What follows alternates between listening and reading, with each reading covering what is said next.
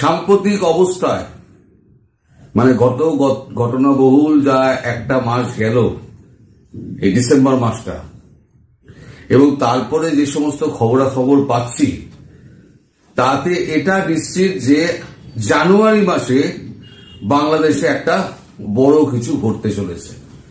এখন কি ঘটতে চলেছে সেটা আমি আন্দাজ করতে পারছি না, বা আমার কাছে সেরকম কোনো খবর নেই।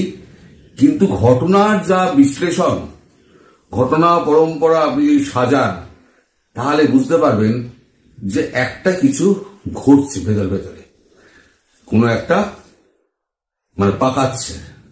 সে পাকানোটা কি এবং যেটা হবে সেটা কিন্তু জানুয়ারির মধ্যেই হবে। এখানে যারা ভারতীয় যারা বিশ্লেষক আছেন, যারা বিভিন্ন চ্যানেলে বসে বিশ্লেষণ করছেন, তাদের সবারই কিন্তু মত একটাই, সেটা বাংলা হোক, ইংরেজি হোক, হিন্দি হোক, যে কোনো ভাষায় মানে নেটওয়ার্কে আপনি দেখুন না কেন, তারা কিন্তু একটা কথাই বলে যাচ্ছে যে জানুয়ারি মাসে বাংলাদেশে বড় একটা কিছু ঘটবে। তার আভাস ইঙ্গিত কিছু কিছু পাওয়া যাচ্ছে।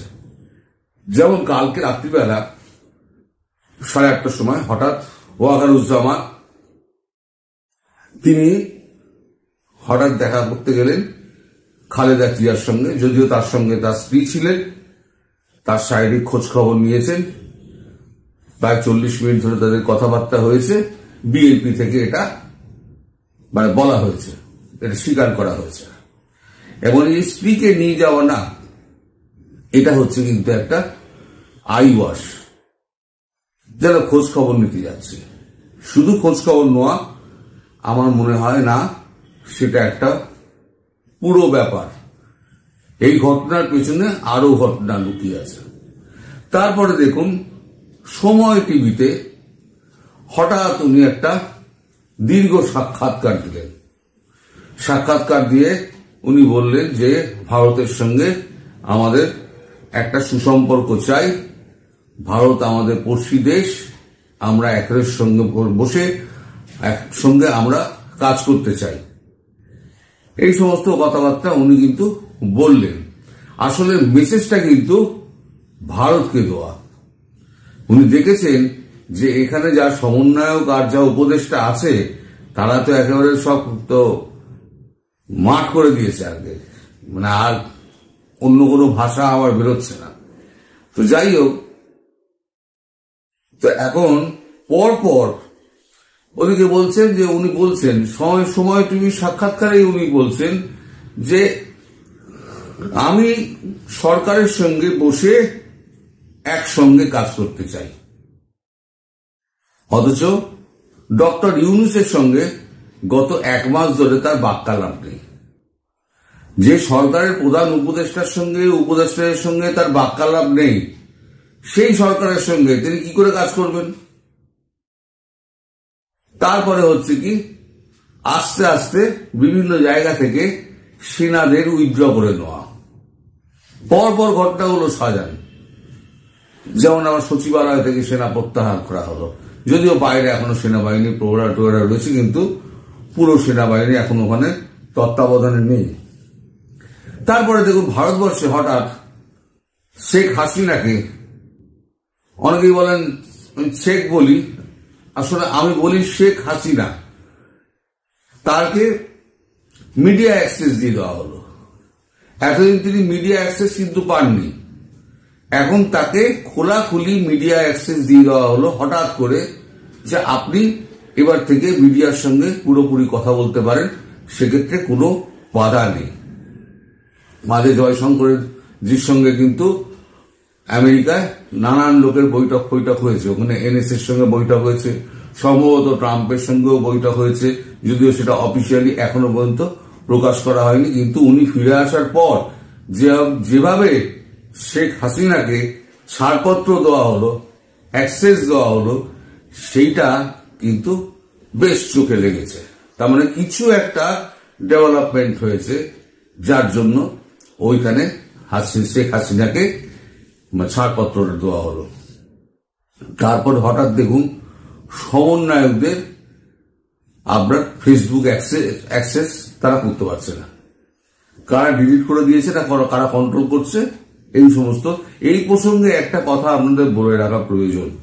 এই যেদিনকে এই ঘটনাটা ঘটে না, পরশুদিন, সেদিনকে রাত্রিবেলা আমি যখন শুয়ে পড়েছি 12টার সময় আমার কাছে টেলিফোন আসে থ্রু আপনার ফেসবুক কল। তা ঘুমের ঘুরে আমি টেলিফোনটা তুলে নিই। উনি একজন বলেন, আপনি কি তরুণ ঘোষ বলছেন? আমি বললাম হ্যাঁ। তাহলে আমি এরকম সাইবার সেল থেকে বলছি। হ্যাঁ বলুন। আমি মনে করেছি আমারই বোধহয় কোনো কাজকর্ম, বোধহয় কিছু একটা গন্ডগোল আমি করে ফেলেছি। তখন উনি বললেন যে ওপান্তে যিনি আছেন তিনি নামটাম কিছু বললেন না, তিনি শুধু একটা কথাই বললেন, আমরা এই সারজিৎ, হাসনাত আরো কয়েকটা নাম বললেন, আমি ঘুমের ঘরে সব মনে রাখতে পারিনি। এই সমস্ত ফেসবুক আমরা কন্ট্রোল করে নিয়েছি এবং ডিঅ্যাক্টিভেট করে দিয়েছি। আমি জিজ্ঞেস করলাম আপনারা কে? তখন আমারও আর কথা বলতে ইচ্ছে করছে না, 12টা বেজে গেছে, আমি একটু ঘুমের ওষুধ খেয়ে শুই, ঘুমটা ছুটে যাবে। তো ওনারা বললেন যে আপনার, আমি বললাম যে আমার ফোন নাম্বার নিয়ে নিন, কালকে সকালবেলাতে আমরা ফোনে কথা বলবো, আপনি একটা হাই করে দেবেন। তারপরের দিন সকালবেলাতে দেখলাম হাই আছে না ওই আছে, কিছুই নেই। কেন যে আমায় ফোন করলেন, কেনই বা বলতে গেলেন, এটা আমার কাছে এখনো পর্যন্ত পরিষ্কার নয়। তাদের দেশের কোন সমন্বয়কের ফেসবুক আইডি তারা করেছে, অ্যাক্সেস করেছে এবং তাদের কবজায় নিয়ে নিয়েছে, সেটা আমাকে ফোন করে জানানোর কি আছে আমি তো বুঝতে পারিনি। তারপরে তো সকালবেলা শুনলাম যে একটা চ্যানেল করেছে যে ফেসবুক আইডি ফাইডি এরকম হয়ে গেছে, তারপর ওরা নিজেরাও স্বীকার করেছে। তারপর দেখুন এইসব ঘটনা পরম্পরা আপনি বিশ্লেষণ করুন। তারপর দেখুন সচিবালয়ে হঠাৎ করে আগুন লেগে গেল।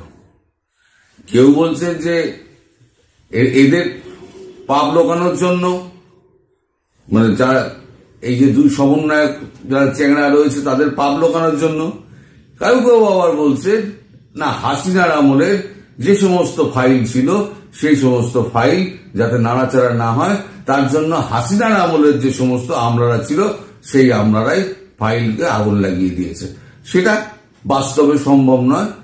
যদি হয় তাহলে হাসনাতরাই এই ফাইলটা এগুলো জ্বালিয়েছে।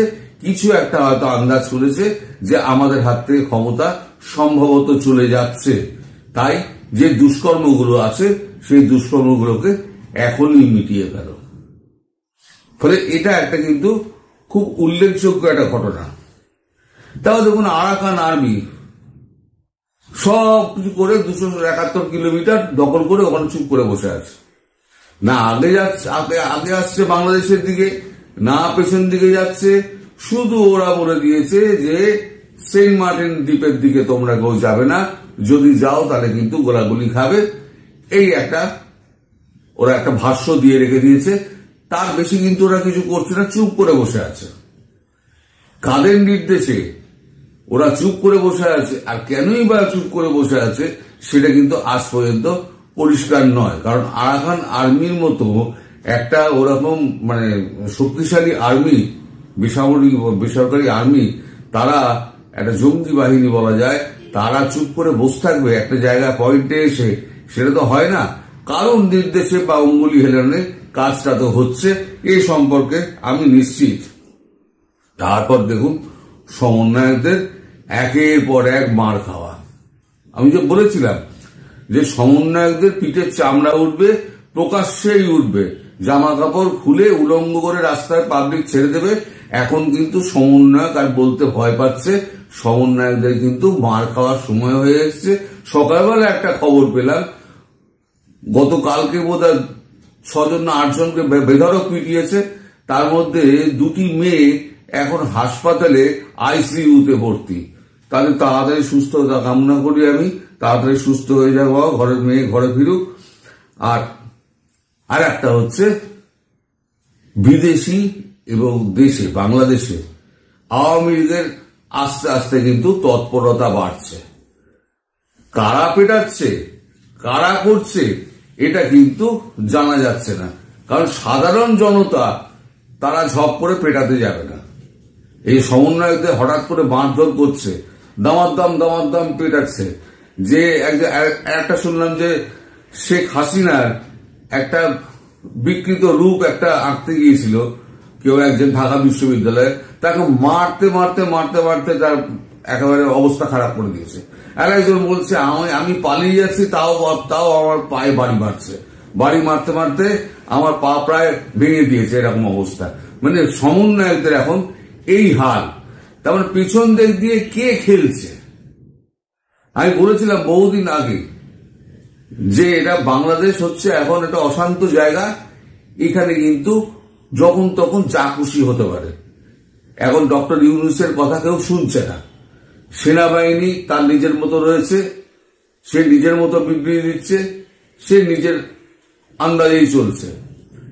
সরকারটা ভূতে চালাচ্ছে, কোথা দিয়ে কি হবে না হবে। আজকে ধরুন আপনার মানে শীতকাল বলে বিদ্যুতের সেরকম টান নেই, মানে কনজামশন নেই।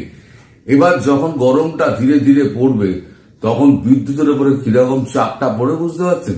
এদিকে একটা একটা করে জেনারেশন ফ্যান কিন্তু বন্ধ হয়ে যাচ্ছে, আমদানিগুলো অলরেডি বন্ধ হয়ে গেছে। এই আদানি বোধহয় কয়েকদিনের মধ্যে বন্ধ করে দেবে, এখনো পর্যন্ত সঠিকভাবে তারা বলেনি।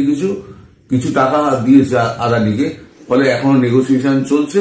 হয়তো টাকা পয়সা দিলে হয়তো আবার নতুন করে শুরু হবে, আদারওয়াইজ হয়তো ওই যে অবস্থায় আছে 500 মেগাওয়াট, ওই 500 মেগাওয়াটই থাকবে, তার বেশি আর বাড়াবে বলে আমার মনে হয় না।